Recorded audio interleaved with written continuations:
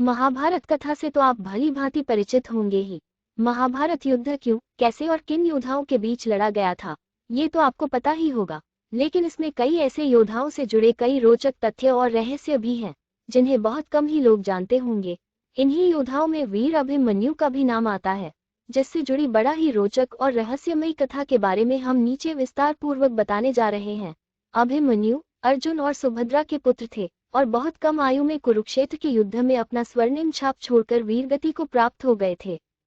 लेकिन बहुत से लोगों के मन में ये प्रश्न अवश्य होता होगा कि आखिर सर्वशक्तिमान श्री कृष्ण ने अपनी ही बहन सुभद्रा के पुत्र अभिमन्यु को क्यों नहीं बचाया था, जबकि श्री कृष्ण अर्जुन और पांचों पांडवों की युद्ध के अंत तक रक्षा कवच बने रहे थे। फिर उन्होंने अभिमन्यु को क्यों मर जाने दिया? अगर वे चाहते तो अपने सुदर्शन चक्र भेज अभिमन्यु को चक्रव्यूह से बाहर ले आते और अभिमन्यु का वध नहीं हो पाता, परंतु श्री कृष्ण ने ऐसा नहीं किया। इसके पीछे भी एक रहस्य छुपा है। कहा जाता है कि जब भी धरती पर धर्म और सत्य की हानि होने लगती है, तो भगवान को नियति के अनुसार धरती से अधर्मियों और पापियों का नाश करना होता है, और इस उद्देश्य हेतु भगवान स्वयं धरती पर जन्म लेते हैं। तब उनके इस उद्देश्य में सहायता हेतु विभिन्न देवी देवताओं को भी अपने पुत्र को या स्वयं धरती पर जन्म लेना होता है। ठीक ऐसा ही जब द्वापर युग में भगवान विष्णु ने श्री कृष्ण अवतार में जन्म लिया था, तब ब्रह्मा जी ने सभी देवी देवताओं को भी श्री कृष्ण की सहायता हेतु धरती पर जन्म लेने का आदेश दिया था।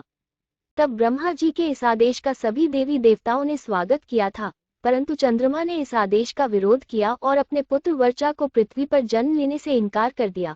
लेकिन जब सभी देवताओं ने मिलकर चंद्रमा को समझाया कि धर्म की रक्षा करना ही हम देवताओं का परम कर्तव्य और धर्म है, इसलिए हम सभी को ब्रह्मा जी का आदेश का पालन करना है, जो हमारा दायित्व और कर्तव्य भी है।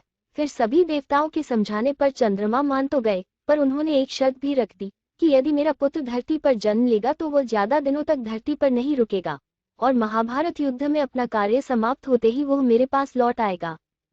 इसके साथ ही वो युद्ध में अपने पराक्रम से बड़े बड़े महारथियों को भी चकित कर घोर युद्ध लड़ते हुए वीरगति को प्राप्त होगा, और उसके इस अदम्य साहस को युगों युगों तक याद रखा जाएगा। इसलिए यही सत्य है कि चंद्रमा पुत्र वर्चा ही अभिमन्यु थे, जिसने धरती पर ब्रह्मा के आदेश का पालन कर श्री कृष्ण की सहायता के लिए जन्म लिया था।